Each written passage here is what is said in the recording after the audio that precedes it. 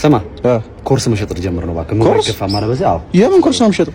10ቱ የቸከስ አሰማመጣት። አንተ ቸከስ ከጠበስክ 3 አመት ያለፈ ልጅ ጭራሽ ሰው ልስመክም ማለት ነው። ነው ገና ሳትሰማው ገና ጀጅ ለማድረግ ሰው ገና ሳታዳምጥ ነው። ምንድነው? እሺ ለቀላል መንገድ ልንገርሽ። ያለችበት ሄድና ሃያ ትላታ ሃያ አላዛ ለስራ ጉዳይ ነበር የፈለኩሽ ሞዴል ፈልጌ ነበር ትላታለህ። ሁሉም ቸከስ ሞዴል መሆን ትፈልጋለች ማለት ነው። ኦ ደስ ይለኛል። የምንድነው የሙዚቃ ነው ስትል አይ ትላታለህ።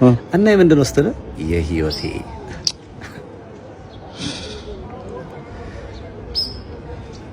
እንዴት ነው ግም ነው ብሩ።